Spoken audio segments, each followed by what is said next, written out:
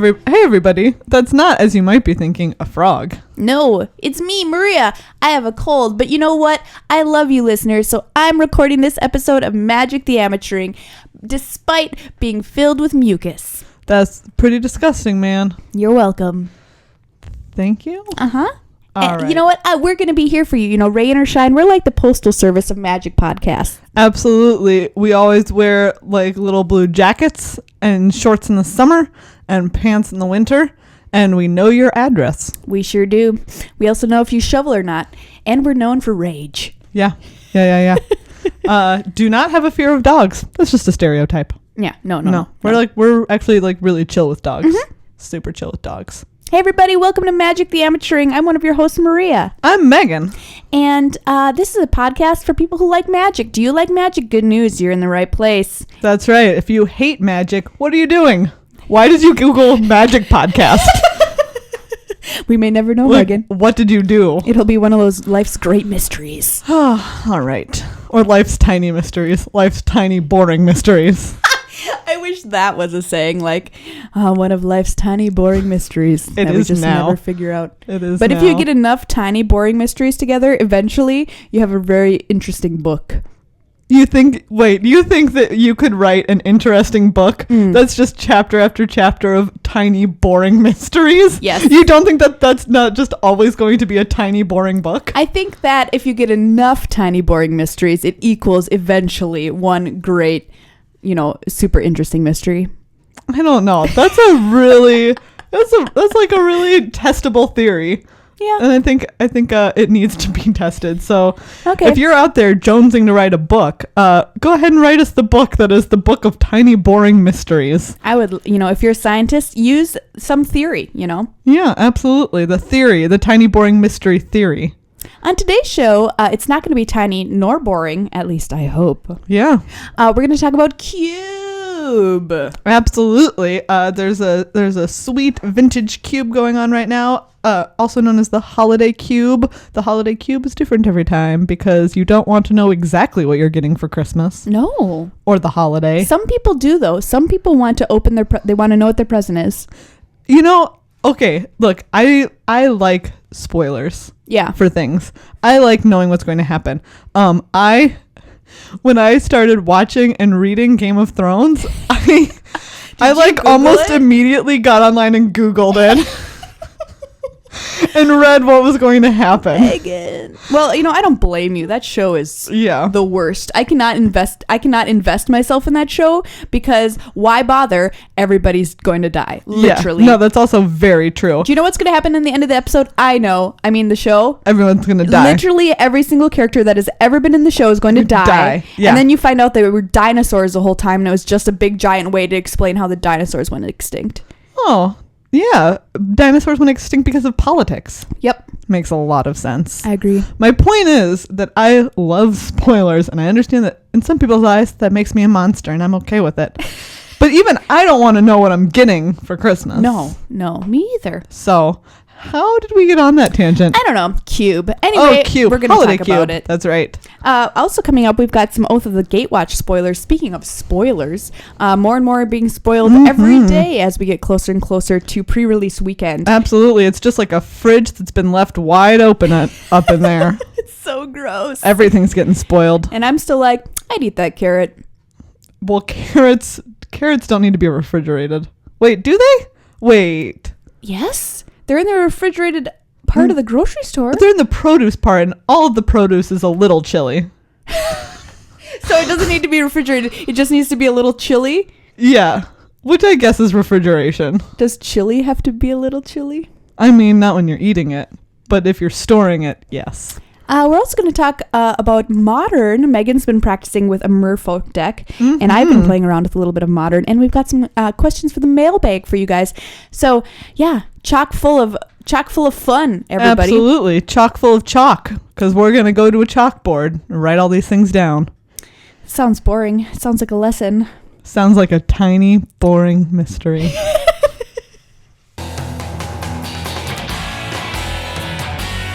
For the cubes. Oh, man. You know what?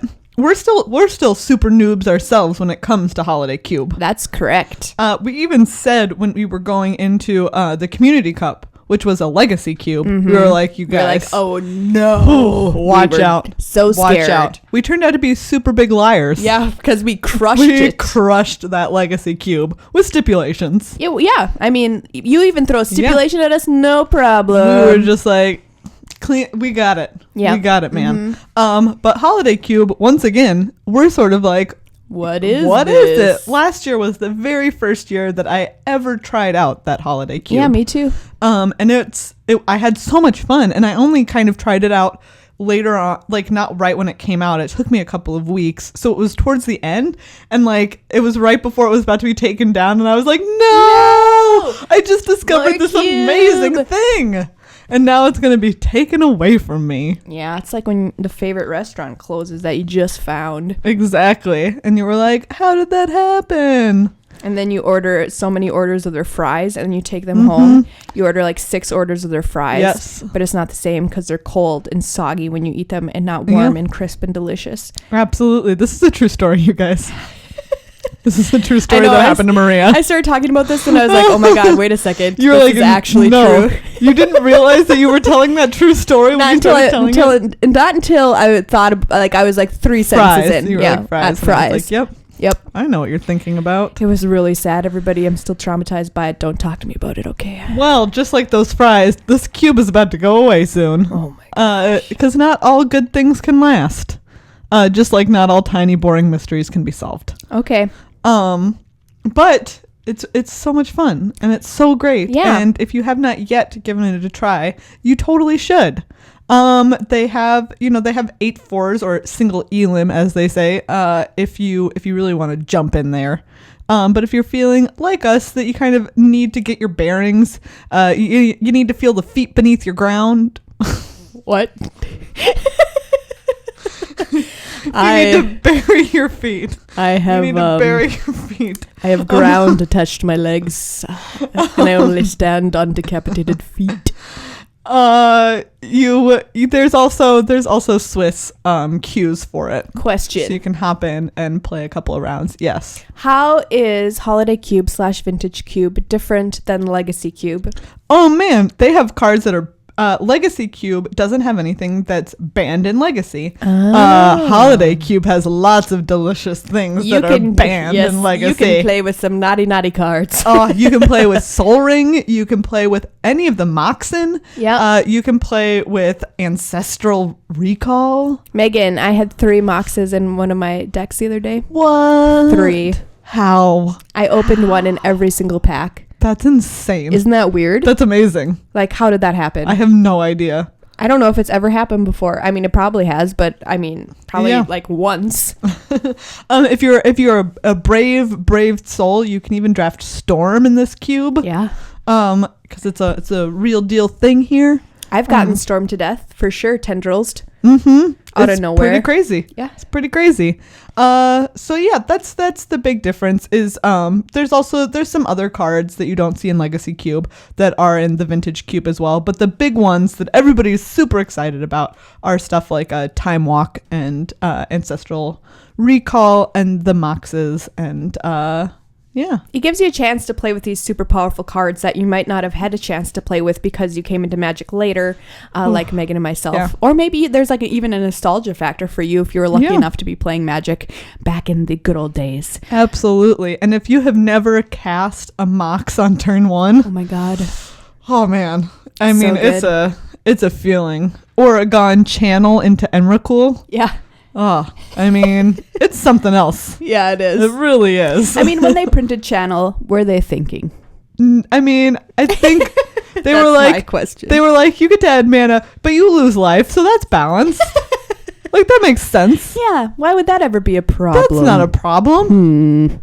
Turn to Emrakul. Oh my gosh. Yeah. It's pretty sweet. It has so when we were talking about lands before our time a couple of weeks ago, we mentioned Forbidden Orchard and we were like, what? And literally everyone with a Twitter account, Literally every person who has ever had a Twitter account tweeted at us and was like, it's a combo in Vintage with Oath of Druids. Yeah. Which is a 1 and a green enchantment that says if on your upkeep, if a player has fewer creature, or if your opponent has more creatures than you, you get to reveal cards off the top of your library until you reveal a creature, and you get to put that creature into play. So that's something that you can do in Vintage Cube. It's also just a vintage deck for realsies, because you tap your Forbidden Orchard and they get a spirit, and oh snap, they have more creatures than you, and then you get to reveal a Gristlebrand. Sick. It's pretty cool. Yeah, Gristle Daddy's showing up in some pretty spicy modern decks. We'll get to that later, I suppose. Oh yeah. I've seen a couple of those. Yeah, you can draft a lot of different decks in the Holiday Cube. Mm-hmm. There are a lot of different synergies. Some synergies you'll remember from Legacy Cube if you've played that. Yeah. Some will seem very similar to draft strategies that you might have played before. One that you had a lot of success with in Legacy Cube, and that I also love playing sometimes in Vintage Cube, is just like the mono green ramp deck. Right. Where you finish off by hoofing them. Get hoofed. I had what I think was probably the best mono green ramp deck that I've ever drafted in awesome. Cube. It was amazing. It splashed blue for a time walk because of course it did. Duh. But other than that, it had like all of the go and find your creatures things. You know, it had like natural order and all of that sort of stuff, and it had literally all of the mana elves, just all of them. It was so beautiful. Oh, sounds great. Yeah, and it had the 6 mana Garruk where you can minus it to put a green creature from your hand into play. So sometimes it'd be like 6 mana Garruk minus it, Crater Hoof. Deal with it. Get fucking hoofed. Yeah, I love that deck in Cube. It's a lot of fun, and I feel like I get it if people don't want to play it in Vintage Cube, because it is a deck that you can basically recreate the same thing in Legacy Cube. It's also in there, but it's a ton of fun. Another deck that I like to play that I've talked about on the show before is Reanimator, which is a really powerful deck where you take your best cards in your hand, like a Gristlebrand or some kind of other huge, enormous creature. Doesn't even have to be black. And you discard it somehow. And then you bring it back into play with a card like Animate Dead or Nightmare. Or Makeshift Mannequin. Yeah. Or Reanimate. And so there's a lot of cards. This is kind of like combo-y because you need the pieces to be able to pitch. So you need something like a Liliana, or you need like an Entomb. There's several other ones as well. And it's really fun. Of course, it can be picked apart by blue counter spells or by people who take stuff away from your hand. Those jerks, those dirty jerks. Thankfully, those cards are usually black that steal your opponent's cards, so maybe you have them. Yeah. But that deck's a lot of fun, and I actually built a black-white version of that deck. Ooh. Using Elesh Norn as one of my top. Oof. Nice. That card's great. That card is real great. I don't know if a black-white deck, I don't know if that's an actual deck or if that's the color you're supposed to be using with Reanimator. Probably not. But I did it, and it was pretty good. That's a lot of fun. Man. That's real sweet. I also drafted my favorite thing to do in Cube is to cheat big creatures into play. Yeah, oh yeah. There's something so satisfying about it. We mentioned like Channel, which is the green. It's a green that allows you, I believe it's a sorcery that allows you until I'm pretty sure until the end of your turn you can pay life to add colorless mana to your mana pool. So on you cast Channel for green on turn 2, and then you add 15 colorless mana to your mana pool and cast Emrakul, and you're like, indeed it is this sorcery. Is fair. Yeah, of course that makes a lot of sense. Also beautiful art on Channel. It's super cool. So yeah, but that's like if you're playing green with it. But I also drafted a sneak and show because I had both sneak attack and show and tell and through the breach in this deck. And then I think I had an Ulamog and I had an Emrakul. Question: did you take that stuff before you took Emrakul, or did you take Emrakul first and then get that stuff? I think in this instance I got most of the stuff to cheat it into play first. Like I think I picked up a show and tell a couple of turns into pack, or a couple of picks into pack 1, like 4 or 5, and I was just like, oh, okay. Like, yes, I think I already had a couple of blue, because I also really like just drafting the mean counter spells.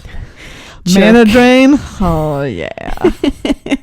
Yeah, beautiful. I think that's the way to do it. I think you need the enablers before you need the big guys, because there's plenty of big guys you can get. You won't always get Emrakul, but exactly. But you can usually get enough fatties. Shieldred, the Whispering Juan. Yes. Love that guy.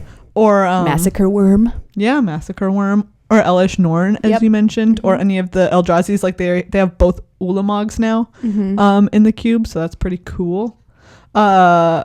One time I didn't even have to like show and tell. I mana drained my opponent's play, and then with my mana drain mana, I was able to just straight up cast an Ulamog.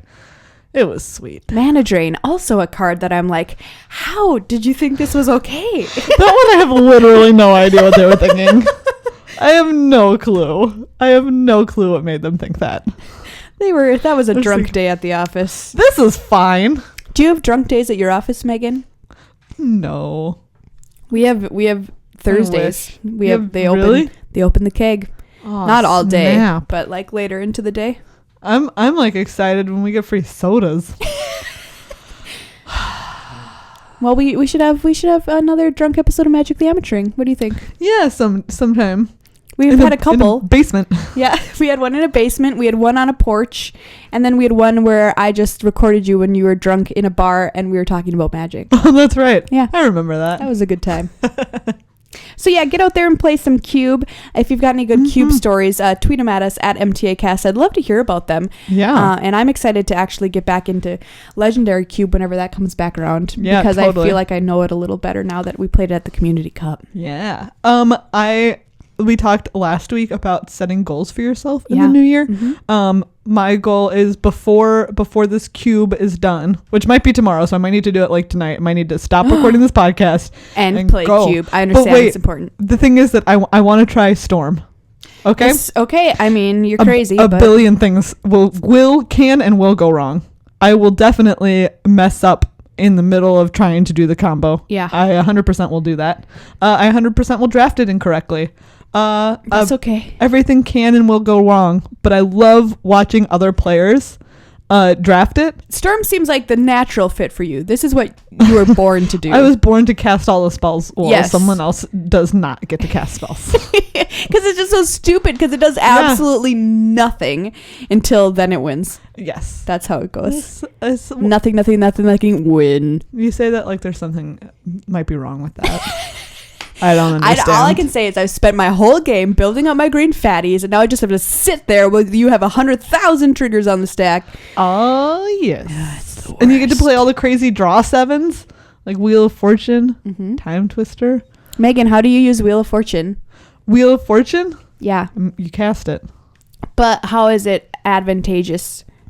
Oh, so in the case of like a storm deck, you're trying to build up your storm count, which is casting a whole bunch of spells in a single turn. And Wheel of Fortune, I get the wording on some of the cards confused, but I think Wheel of Fortune is both players discard their hand and just draw a fresh 7. But if you're trying to build your storm count, or if you're going off that turn, then you've played all of the other cards in your hand. So you're casting Wheel of Fortune and you have 0 cards that you're discarding and you're just drawing a fresh 7. Yeah. That's pretty sweet. Each player discards his or her hand, then draws 7 cards. Yep, exactly.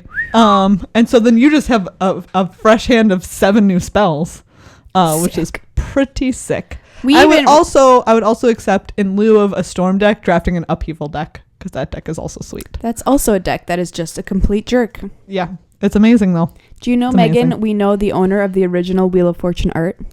We do? Yeah. Who owns it? Cube April. Oh, that's right. Judge April on the show a couple times. Pretty sweet. I was just looking at it when we were over at her house the other night. I was like, oh yeah, you own Wheel of Fortune. You own Wheel of Fortune. It's pretty sweet. It's really cool. Yeah. So that's one of my goals. That's one of my goals for this year, is to draft Storm. Well, good luck. High five to you. Thank you. Thank you. You're gonna need it. I really am. I'm gonna fuck up so bad. It's spoiler season. That's right, everybody. Put on your boots and your hats and your gloves because we're going to go out outside. Exactly. And you don't want to get spoiler bite. No, you sure don't. You really certainly don't. We're not going to talk about all of the spoilers that have happened because there are a lot. So many. But we want to point out a few of the new ones which we are personally excited about. Yeah, that we think look pretty sweet. I'm going to start off with one that I tweeted about today, which gave me tingles. Inverter of Truth, 2 black, Ooh. Eldrazi, devoid, flying. Ooh. Guess what its power and toughness is? 6/6. Oh my goodness. Okay, so there's got to be a drawback. When Inverter of Truth enters the battlefield, exile all cards from your library face down, then shuffle all cards from your graveyard into your library. What? I love this card because it's so weird. Like, it is so weird. It's so weird, and it's such a horrible drawback. You cannot play this on turn 4 because you will die the next turn when you go to draw your card, and you have no more cards in your library. No more cards in your library. But holy cow! Man, I love this card. I don't think it's particularly good. Well, there were cards like like the Sphinx's Revelation control decks. You all know I have take every opportunity to bring up because it's awkward. They're like my long lost love of my life. I just need to talk about them every time that I get the opportunity. Yeah, because I miss them so much. What are you so gonna those say? decks played as one of their win conditions Elixir of Immortality. Oh yeah, which took your graveyard and shuffled it back into your library. Which is a little bit different because it just shuffled it all together. You didn't have to exile your library in the meantime. But in some ways, like I wonder if maybe someone is going to build a deck where this is a home for that. Because it is like Elixir of Immortality wasn't just a way to not die by decking yourself in the game. It was also it's really good because you've played so many of the lands in your deck. You're now going to be drawing a lot of spells. Like, think of how few lands are going to be in your graveyard. Yeah. If you're playing with a lot of fetches, you will have some number of them. But at the same time, it's going to be, maybe there is a home for it because there's going to be a control deck that's like, yeah, do you know what? At some point I do want to, shuffle all these spells that I've cast into my library instead. This guy is pretty great. I was thinking of Limited when I was like, I don't think you play this card. Oh yeah, I agree. Limited, it would be really taking a risk. Pretty bad. Yeah. But anyway, I think it's really cool. It is super cool. Very cool design. I think something that we're seeing with these newly spoiled Eldrazi cards is a lot of really unique, kind of cool mechanics and different kinds of stuff that we've seen before. Different effects that they have. Yeah, totally. All right, did you want to talk about Chandra? Oh yeah, let's look at Chandra. She's a flame caller. Yeah, she sure is. 4 red, so that's 6, which is kind of a lot. That's expensive. Even for a planeswalker. You better give me something good, Chandra. So her plus, is it plus one? Plus 1 is you get 2 3/1 elemental tokens with haste. You exile them at the end of the turn. That's a lot of power. That's 6 power. 6 power. Just saying. That is a lot. Her 0 is you discard your hand and you draw that many cards plus 1. So that's pretty sweet. I like drawing cards. Yeah, and red doesn't usually get a great way to draw cards. Yeah, and especially if you're playing red, it's likely that once you've gotten to 6 and you're casting this, you've played all of your cards already anyways. So her 0 is very likely just like a draw 1 card. Right. Which is pretty sweet. And then she has a -X, which is she deals X damage to all creatures. Huh. Correct? Yep. Okay. So definitely a very interesting card, and she starts out with 4 loyalty. I'm interested to see how people use this card. Yeah, absolutely. It's definitely like I said, it's very interesting and a little strange. She doesn't really have a way to protect herself, which if you're red, you might not care. Maybe don't care. You maybe don't care. But at the same time, if you're paying 6 mana for a planeswalker, I think you want it to stick around. Would you play 6 mana for 2 3/1s with haste that go away? No. What if you're like, I mean, red beatdowns, like a lot of times some decks won't leave back blockers. I mean, they're going to have to always leave back a blocker if this is playing. That's true. That's very true.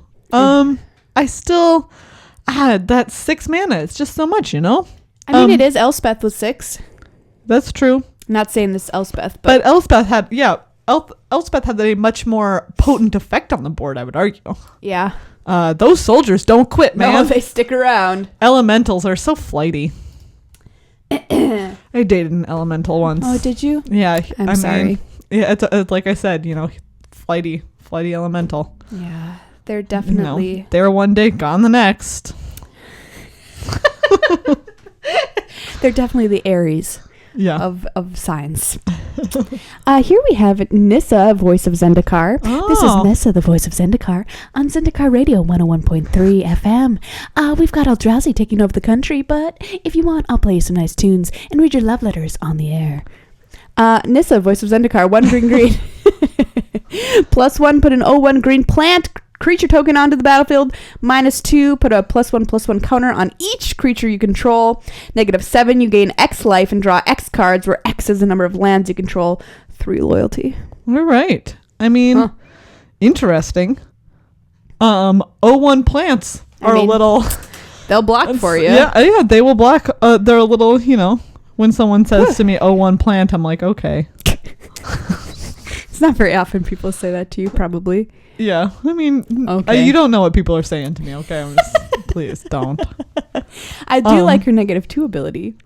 Yeah. You can turn all those little plants into 2/3s. Yeah, and unlike Gideon, she doesn't die. You can play her and immediately put counters on everything. Right. It's not the same as an emblem. A little bit more. It's a little bit more ethereal than an emblem. Yeah. It's only for the creatures that are there at the time. But it's still pretty cool effect. Yeah. Overall, I think that this card, it's a little bit more focused than Chandra. Chandra, that -X ability just seems so weird to me, because if you're an aggro deck, it's like, how often are you going to want a -X? I don't know. I agree, because you're going to kill all your guys in the process as well. Yeah, whereas Nissa's ability, it's like, oh yeah, okay. Drawing, if I play this on turn 3 and she comes in with 3 loyalty, by the time I get to 7, I'm probably going to have at least 6 lands in play. Draw 6 cards, gain 6 life. All right. Sign me up. Sign me up all day. You're going back to your green roots, Meghan. Yeah, maybe I am. Do you have another card you want to chat about? Yeah, let's take a look at a couple of these oaths. Yeah, these cards are very strange. They are very strange. I'm going to talk about Oath of Nissa first. That sounds good. They're all very Planeswalker centric. They all have this thing where they come in and they do something right when they come in. Yeah. But then they also have a static ability. So it's an enchantment. 1 green. A legendary enchantment, I should specify. When Oath of Nissa enters the battlefield, look at the top 3 cards of your library. You may reveal a creature, land, or planeswalker card from among them and put it into your hand. Put the rest on the bottom of your library in any order. Okay. Second ability, you may spend mana Ezo or mana of any color to cast planeswalker spells. Ooh, I mean, that's a little wild. People were calling this the Green Ponder. Oh, I mean, yeah, that's true. It does get you a card out of your top 3, which is pretty sweet. Yeah. And then the other ability is sort of like, okay. It's like, Sure. Then I take... Here I am. I play my Felidar Cub and I blow it up. Just for, and I'm for like, no reason. Okay. Yeah. Great. Good job. But question. Yes. Are you playing this card if you have a green deck in limited? In limited? Yes. You know what? I think you very possibly are. Because it's going to filter you through those top 3 cards and you're going to find something sweet. Yeah, I don't think it's that bad. No, I don't think it's bad by any stretch of the imagination. Am I saying that I want to open this in my rare slot? No. No. No, thank you. No. These all have sort of similar. Yeah. Let's hear about it. Oath of Gideon costs 3, 2 and a white. When Oath of Gideon enters the battlefield, put 2 1/1 white core ally creature tokens onto the battlefield. Each planeswalker you control enters the battlefield with an additional loyalty counter on it. I mean, is that worth it? 2 1/1s is like, I would rather have a Raise the Alarm. That's an instant speed. Yeah. I don't know. I feel like I get where they were going flavor wise with these oaths. But Like, say you just talked about you having to kill your Gideon when you minus him. yeah, that's Guess true. what? He won't be dead with this. That's very, very true. But I think the 3 costs. And then those 2 1/1s are 2/2s instead. Yep. And you have a Gideon around. I don't know. Mr. Jace also costs 3. Mr. Jace. When Oath of Jace enters the battlefield, draw 3 cards and discard 2. At the beginning of your upkeep, scry X, where X is the number of planeswalkers you control. Am I going to get a scry trigger off of this thing if I play it and it's just sitting out there every single turn and I'm scrying 0? Yes. Weird. Wait, I mean, no, I don't think you'll get the trigger. Okay, I just don't wondering. know. That'd just be really annoying. Scry 0. But I don't think I would play draw 3. Maybe draw 3, discard 2 is not so bad. No, I mean, you're breaking even. Yeah. Oath On of Chandra, cards. 1 in a red. Enters the battlefield, it deals 3 damage to target creature an opponent controls. Pretty good. Yeah. At the beginning of each end step, if a planeswalker entered the battlefield under your control this turn, Oath of Chandra deals 2 damage to each opponent. Oh. Huh. I mean, I might, I think the green and the red ones are the ones that are really catching my fancy here. Yeah, I'd play this. Yeah. It's not shabby. And then it would Shabby. just sit there and be useless, but I'd play it. I mean, if you play a planeswalker, it won't be useless. True. Yeah. Then you've really assembled the combo. The one card I find very funny that I tweeted about today Yeah. is Hedron Alignment, 2 in a blue. It's also an enchantment. Guess what? It's hexproof. Oh, good. Because you're going to need that hexproof, because if anybody... Anyway, hold on. If anybody what? At the beginning of your upkeep, you may reveal your hand. If you do, you win the game. If you own a card named Hedron Alignment in exile, in your hand, in your graveyard, and on the battlefield. Oh, what? You have to have one of those Hedrons in every place? 1 in a blue, scry 1. Hedron Alignment, a very silly card. Mm-hmm. All right, Megan, did any of these others catch your eye recently? Well, I think it was last week or maybe the week before when Marshall wrote in his column for Daily MTG about a bunch of different 3-drops, all of which looked super sweet. So if you scroll down a little bit, I believe that they should all be in one row. Down. There we go. That one. It starts with Reflector Mage, which is 1 white blue for a 2/3. Did we already talk about this guy? No. Because he is sweet. Yeah, he is. When you cast him, he bounces a creature, and your opponent can't replay that creature on their next turn. What? Isn't that insane? So good. It's really good. Bounce your creature, and BT dubs, you can't replay it right away. You need to wait. Awesome. Yeah, super sweet. And a couple of the other ones in that caught my eye.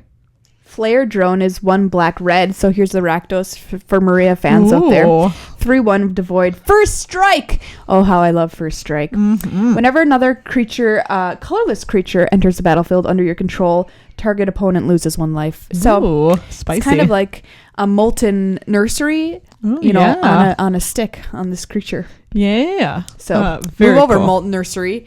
You ain't got nothing On this 3/1 Flare First Drone. Striker. Yeah. Very cool. I just particularly the Reflector. Seems really Reflector strong. Mage just seems really sweet. I want to point out the art on Weapons Trainer. If you've all been thinking about, I want a new haircut, but I don't know what to get. Get that haircut. Get this haircut. It's like some wicked. Go get that haircut now. Faux hawk plus some 3 shaved parts down the side and a little rat like tail 3 in the lines. back. Oh, Ooh. it is an A+ haircut. The flavor text reads, "When I'm done training you, anything will be a deadly weapon." Oh snap! It should say, including my hair. It's Boros, so it's a red-white 3/2, and other creatures you control get +1/+0 as long as you control an equipment. So, oh my, there's some good equipment in this set. I don't know. Really? Let's hear about what's some good equipment. Well, I don't know. Okay. Tell me what you think of this card, Okay. Bonesaw. It's free. What? It's 0? Yeah. My goodness. +1/+0, equip 1. Well, I don't know. I don't know. Yeah.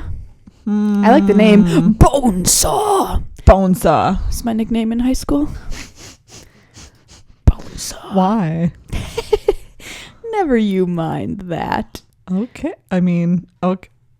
I mean, okay. And Stoneforge Masterwork, which I don't know how good this is either. 1 colorless mana. Equipped creature gets +1/+1 for each other creature you control that shares a creature type with it. Equipped 2. Oh, interesting. Yeah. It's more of that us versus them kind of like mechanic that I see there. It is very us versus them. There's been a lot of cool Eldrazi that have been spoiled recently. Yeah. Today, in fact, Mark Rosewater spoiled Thought Not Seer. 3 colorless. Very British. When Thought Not Seer enters the battlefield, your target opponent reveal his or her hand. You choose a non-land card from it and exile that card. When Thought Not Seer leaves the battlefield, target opponent draws a card. Did you think you were going to cast that card? Thought not.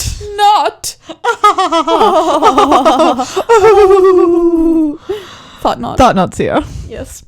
Yeah, it reminds me a little of Tide Hollow Sculler, except worse. Oh, well, I mean, it does cost more, but it is a 4/4 for 4. And they don't, you do just get the best card currently in their hand. Yeah. And they don't ever get it back. No, you don't. Which is a little bit of a nice, that's pretty nice. Yeah, you have that Emrakul. Mm-hmm. God. Get it out of here. Get it out. Who does it think it is? We were arguing about this card a little bit the other day. Tell me about what we were fighting about. Linvala the Preserver. Oh, that's right. So this is 4 white, flying 5/5, no big deal. Oh, yeah. When Linvala the Preserver enters the battlefield, if an opponent has more life than you, gain 5 life. Oh my. No big deal. Goodness. And when she enters the battlefield, if an opponent controls more creatures than you, put a 3/3 white angel creature token with flying onto the battlefield. It's like a timely Thragtusk. Yeah, that's what people have been calling it. A Thragtusk reinforcement. If this card gets played in Standard, I quit. You quit? Why? It's so annoying.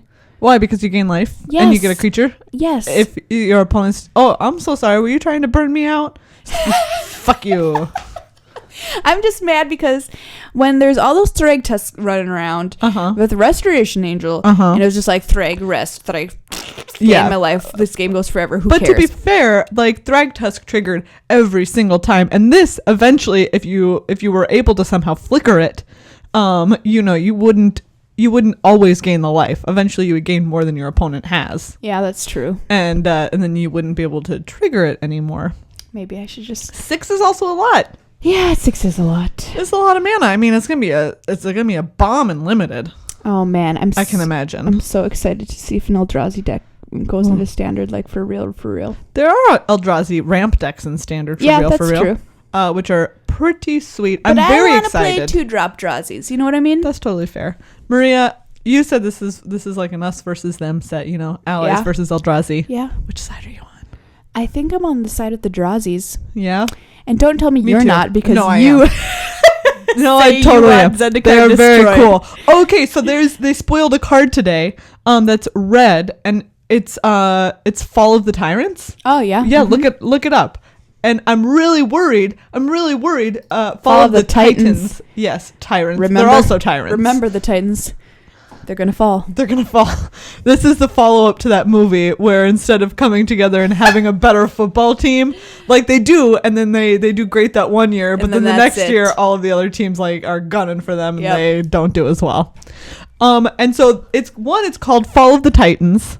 It totally has Chandra just like taken down our buddies Kozilek and Ulamog, and at the bottom it says, as Gideon kept the bound well, can you read it? I can't see.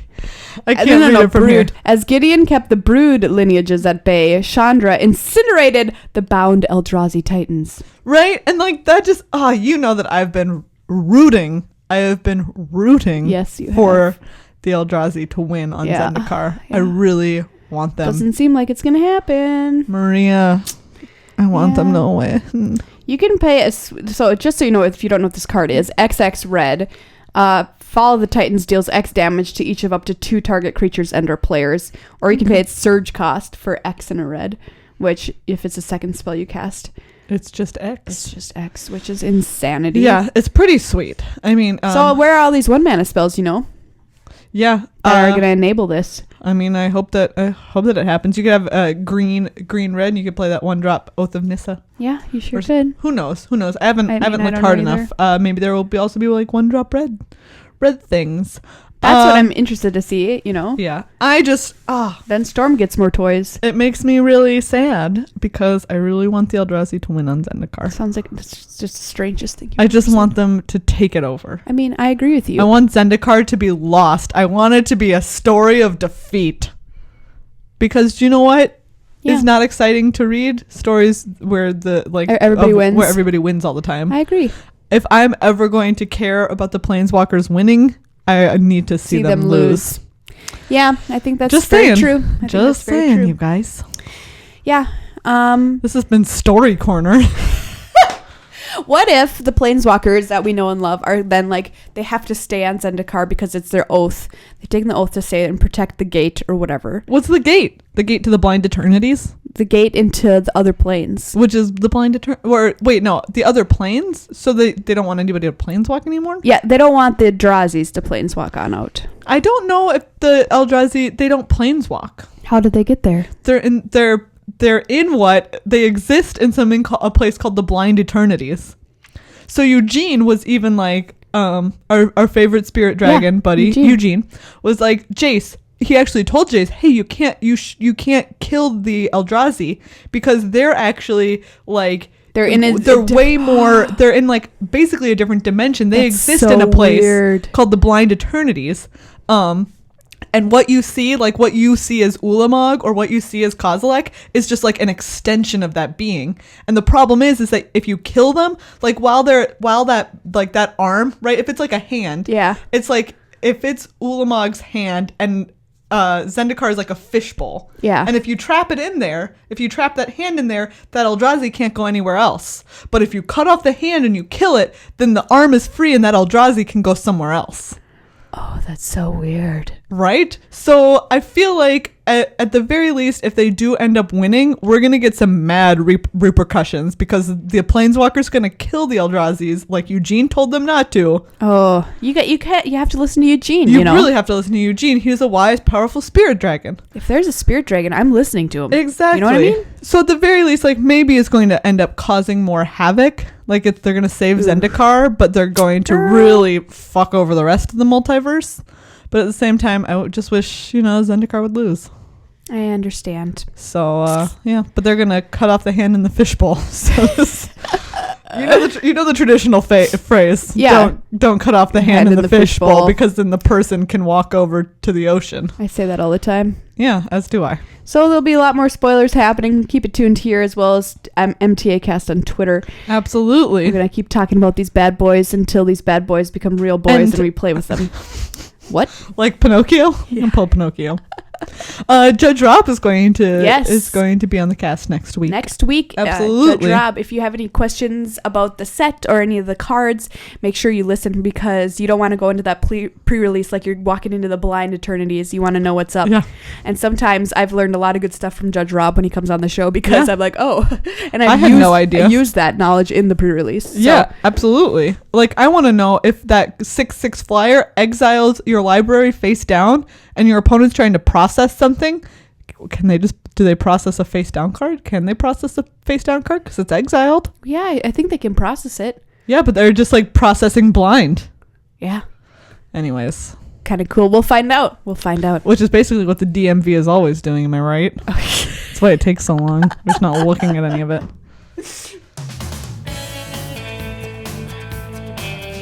Hey, everybody. It's a constructed corner. Yes, it is. Look at how well constructed this corner is. It's got 90-degree angles and everything. It's not just a standard corner. No. It's a special corner because this week it also includes modern. Modern. That's right. The professor over at Tolarian Community College was kind enough to lend me a modern Merfolk deck for a couple of weeks. What a swell guy. Which was super nice. Yeah. So I could kind of, give it a try. And it's kind of an aggro deck. So as you can imagine, it went kind of poorly for me. Every time that I'm just like, it's so weird because I can feel my perspective like shifting as I try and I play it more and more because I feel my impulses always to play a more controlling game and always to play for the long game. And sometimes it's just like, no, Megan, you sit here, you figure out what's going to do the most damage the quickest, and you do that. And okay, you do it. Like, you have to force yourself. Oh, that's like, so great. no drawing. Don't play this card just because it draws you a goddamn card. It's not the best option right now. Okay, I know it draws you a card, but it's not the best option, Megan. It's a really difficult lesson for me to learn. Oh, I understand. Really, that's how I feel when I play Control. I'm like, just sit there, Maria. You don't have to play out your hand. You don't have to just play that creature. You just hold on to that creature. Do you hear me? Oh man, yeah. So yeah, like I understand. Like you said, it's so difficult. That being said, like what's Merfolk's deal anyway? Merfolk is basically there's a lot of fishes and you play them. Oh, okay. So you have in this version of the deck doesn't play 1-drops like Curse Catcher, which a lot of Merfolk decks do. There's a 1-drop Merfolk Curse Catcher. But it does play Aether Vials, which on your upkeep you can put a charge counter on it, and at any point when it is untapped, you can tap it and put a creature from your hand into play with a converted mana cost equal to the number of charge counters on Aether Vial. Okay. So it's a very powerful card. Yeah. It's obviously more powerful in a deck with a lot of low drops, because you only get to put one counter on it each upkeep. So it never gets, it's not going to get super high. You're going to want to use it on like 1 and 2 and 3. But it's a very powerful card. It lets you put, basically, if you have a handful of creatures, you're practically doubling your mana, right? Because on turn 3, if you played it on turn 1, you can cast a 3-drop with your mana, but then you can also, at instant speed, put a 2-drop in from your hand. With Aether Vial. So basically you're just like spamming Merfolk at the board and hitting your opponent with them. And that's basically it. Some sweet stuff like you have Spreading Seas, which is a 1 and a blue enchantment, which turns the land that it is enchanting into an island. So you put that on your opponent's lands. And then you have some Merfolk, which give all your other Merfolk Island Walk. Oh. So you get to, make things have island walk. Oh, that's kind of cool. Your opponent conveniently has an island because you made them have one. Here, take this island. Take this island. Deal with it. You have to. Anyways, yeah. And so it is a very, like, I get why people would want to play the deck. I get it is pretty cool, and it can sometimes just do like an insane amount of damage really quickly because it has a lot of different lords. There's like Lord of Atlantis, Master of the Pearl Trident or something like that, and then Marrow Reach around? Yeah. Basically, Marrow Reach Around, which all are lords and give your other Merfolk a +1/+1, and then the Marrow Reach Around. Also, when you play a Merfolk spell, it allows you to tap or untap a permanent. So you can also like tap down blockers or tap down lands, so that your opponent can't cast anything or can't block. You can untap your own lands and replay things. And it has like, some bounce ones like Harbinger of the Tides and stuff like that. So it is, like I said, it can do, sometimes it is impressively powerful. Cool. It also has some major weaknesses. Like what? Like if your opponent plays an engineered explosives on 2, you just die. Like it blows true. up everything. It blows up all the stuff.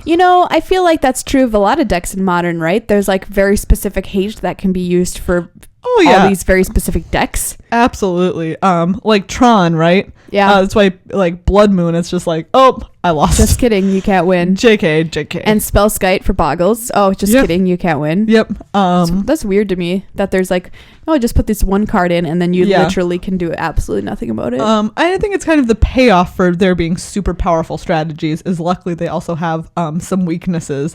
Otherwise it would just be so frustrating all the time. Mm-hmm. But yeah, it was a very interesting learning experience. I would say even more interesting for me than learning about other Modern decks that I was playing against was, again, just like trying to figure out how to be a better aggro player, because it is not at all in my wheelhouse. And so I really appreciated the opportunity to try that out, and it's definitely something that I think like it's an aspect of my gameplay that I want to develop. Like take a walk on the dark side, you know what I mean? Exactly. Like that song, Take a Walk on the Dark Side. What song? Take a Walk on the Wild Side. How does that song go? It's like a lot of talking. Ooh, take a walk on the dark side. Yes. Okay. I'm gonna go ahead and say yes. It's like I can't do it as a lot. It's a very talky song. Oh, okay. And I can't do the voice as low. Like, take a walk on the wild side. You know who you sounded like? You sounded like me trying to do a Sean Connery impression. I did sound like you trying to do a Sean Connery impression. And then it's just like some very like chill music, like darn it. It's the worst thing I've ever had to listen to. The real song is better than this, my recreation of it. I've been dabbling in Modern recently. Yes. I need to do some more dabbling. But I borrowed my friend's account and have played with a blue-black Eldrazi deck. The reason I chose this deck to play with was I was just trying to get familiar with decks in the format. And I was like, oh, I know what these cards do. So I'll play this deck. Yeah. And she said it was kind of a homebrew, but I found somebody else who like has some versions of it online. It has Wasteland Strangler, Ulamog's Reclaimer, Sire of Stagnation, Oblivion Sower, and the Nullifier or whatever. Yeah. I don't know. It was kind of fun. Totally. And I definitely played against that a couple of times in Modern League. Oh, did you really? Huh. It's actually a pretty good matchup for Merfolk. Another deck that I've been like kind of keeping my eye on, and so has Meghan. Yes. Is Lantern Control. Oh my. People be talking about this deck, Meghan. Yeah, it won a Grand Prix. It sure did. It is sweet and weird. And it like kind of came out of like nowhere as far as I could tell. Totally came out of nowhere, because also when you look at it, you're like, well, this is a pile of crap. Yeah. Because it's another one of those decks that like doesn't do anything, and then your opponent cannot win the game. Exactly. That's basically what it does. Yeah. Is its whole game plan is not letting your opponent do anything fun, which is right up my alley. Yeah. As we all know. If you want to see this deck in action, I highly recommend LSV recorded a couple of videos with it on Channel Fireball, and it is just so delightful and entertaining to watch. It revolves around the card Ensnaring Bridge, which says creatures with power greater than the number of cards in your hand can't attack, and then basically you make them you don't have any cards. Yeah. Oh well, you're also making sure that your opponent doesn't draw anything relevant. Right. You sort of pick apart their hand, and then you make sure that they can't play anything relevant, because you have a card called Lantern of Insight, where both players play with the top card of their library revealed. And you can tap and sack it to make a target player shuffle their library, but that's really not what you're doing with it. You're using cards like Ghoul Caller's Bell and Codex Shredder you can see the top card. Take it away. Exactly. So if you see something that your opponent, like they might be able to turn the game around with it, you can just be like, no, you can't draw it. I don't think so. Exactly.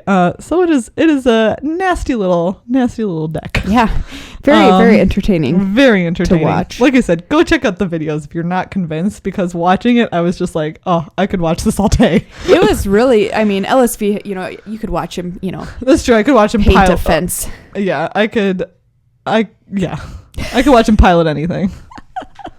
Pilot, even a plane. I wouldn't want to be on it. Oh, well, but I'd watch I him feel pilot like it. if I was in the hands of someone who was not an actual pilot and I had to be just like a normal human, if it was LSV, I'd feel like more safe than most of the general public. Oh, that's totally fair. But I like to think that I'm trying to live my life in such a way that I will never end up in a situation where someone who's not a pilot has to pilot a plane that I'm in. But what if it's LSV? Because then that means you guys are on the same plane. I mean, hanging out. I still don't want to be on a plane piloted by someone who's not a pilot. I'm just going to put that out there. Right. I'm just going to put that out It's there. your life. I mean, it is. That's exactly my point. It's my life. Flavortext Theater presents Make This Card a Rare. That's right. We're going to crack... This is a brand new game that we just came up with. Yes. I'm very excited. Very new. We're going to crack this pack of Origins, and then we're going to see what we would have to do to make the commons in it into rares. Or mythic rares even. Or mythic rares even. Yeah. So here we go. It's also a game called Open a Jace. Yeah, that's what we're really playing. All right, come on, buddy. Come on, right. Jace. We'll we'll leave it towards the end, right? Okay. All okay, right. ready? Yeah. Okay. What do you have? I have Send to Sleep. Do you remember this card? No. 1 in a blue, tap up to 2 target creatures. Spell Mastery. If there are 2 or more instant and or sorcery cards in your graveyard, those creatures don't untap during their controller's next untap steps. Okay. So to make this card a rare, Send to Sleep for 2 mana. Because we have to keep the mana cost, I believe. Yeah, let's keep Okay. you have to keep the mana cost. Or no, it's just, it still has to be kind of in the spirit of the same card. Okay. I'm going to tap the team. Oh, nice. The team. Tap the team for 1 in a blue, and they don't untap. Wow. With Spell Mastery. Wow. Do you think that's worth a rare? I don't know. It still seems a little underpowdered. It's not. Underpowdered. It's a little underpowdered. What if they just don't untap like my straight nose. up? Then that's definitely a rare. Yeah. Okay. We've made Send to Sleep a rare. It's not a rare. I have Separatist Void Mage. Ooh. It's 3 in a blue for a 2/2, and when it enters the battlefield, you may return target creature to its owner's hand. This was a good card. Yeah. I'm going to make it a 4/4, though. Okay. For 3 in a blue, it's a 4/4, and you get to bounce 2 creatures. Whoa, that's like a mythic rare. Yeah, I mean, I'm going all out to Rare Town. Would it just be a rare if it was 4/4 bounce 1? I think it would be a rare. That's just not exciting enough for me. Isn't there a card like this that was just spoiled? Ooh, okay, do you know what? Actually, 4/4, 3 in a blue, but it's not just bounce a creature, it's bounce any target permanent. Ooh, okay, great. Okay, so there we go. Yeah. There we go. Just one, but it's what any am permanent. I thinking of that was a 4/4? I haven't. Oh, you're thinking of the Thought Knot Seer. Oh, yeah. Yeah. Because that's a 4/4 and exile something. Oh, here we go. I've got a real tough job ahead of me. Okay. Because I have Caustic Caterpillar. 1 green. 1 in a green. Sacrifice him to destroy target artifact or enchantment. It's a 1/1. Okay. Make that card a rare. This card's going to become a rare. No, that's too good. I was going to say it's a rare because you don't have to sacrifice it. You just have to pay 1 in a green. Oh, snap. Just do it. Just do it. I've ruined so many formats, Megan. Get on the train to Rare Town. Okay. Pay 1 in a green and sacrifice any creature. Okay. Maybe. That's a little better. Okay, yeah. Sacrifice any creature, destroy target artifact or enchantment. Perfect. That card's going to see some play. I have Warhorn. Oh my god, I don't remember this. A 3-mana artifact. Attacking creatures you control get +1/+0. Okay. I'm gonna make it just creatures you control get. God, what do you have for 3? For 3? Get +1/+1? No, think about this. Remember that 5-drop instant or enchantment with flash from Theros? That was 5 mana and it gave your creatures +2/+2. Yeah. Okay, so +1. All creatures you control get +1/+1. Okay. Just creatures. Just not even creatures. attacking creatures. That's just a good creatures. rare. Yeah. Good rare. All right, Night Snare. Do you remember this bad boy? Yeah. 3 to black. No. I don't. I super don't. Sorcery. Target opponent reveals his or her hand. You choose a non-land card from it. If you do, that player discards that card. If you don't, that player discards 2 cards. Ooh. Well, I don't know. You just make it into Thoughtseize. Yeah, basically. 1 mana. We're done. 1 mana. All right. Scab Goliath. 5 in a blue for a 6/9 as an additional cost to cast Scab Goliath. Exile 2 creature cards from your graveyard. Trample. It's a 6-mana 6/9 with trample at the end. You don't have to exile 2 creatures. Oh, I see. Yeah. Yeah. I played that. No drawback. Undead Servant, 3 black. When Undead Servant enters the battlefield, put a 2/2 black zombie creature token onto the battlefield for each card in your named Undead Servant in your graveyard. It's 3/2. We remember this guy. Yeah. This has to be a rare, huh? Yeah. Put 2 black zombie creature tokens. What if it's just for each creature in your graveyard? Whoa. Period. Yeah. Not named. Then it's a rare. Yeah, then it's a rare. Yeah. Okay, great. Yeah. Nice. Fire Fiend Elemental, 3 in a red for a 3/2 haste with Renown 1. I'm going to go ahead and make it a 4/4 haste with Renown 1 the end. Veteran Sidearm, 2. Equipped creature gets +1/+1, equip 1. I'm just going to turn this one into Bone Splinters. Perfect. Yeah, and that costs 1 actually, and Wait, it was what? Do you remember Bone Splitter? It was plus. What am I thinking of? That axe, for Modern Masters. Bone Splitter. Bone Splitter, sorry. +1 plus, what is it? +2/+0? Or +3/0? I can't remember. I don't remember. +2/0. Anyway, that card's now bones. Fair enough. I found the rare. Knight of the White Orchid. It's not White. Jace, get out. First strike, 2/2. Yada yada. Yeah. Ooh. I have a difficult one. Okay. Grasp of the Hieromancer. 1 and a white. Enchantment aura. Enchant creature. Enchanted creature gets +1/+1 and has whenever this creature attacks, tap target creature defending player controls. What if it was tap 2 creatures? What if it was, it doesn't get +anything, but it taps the team?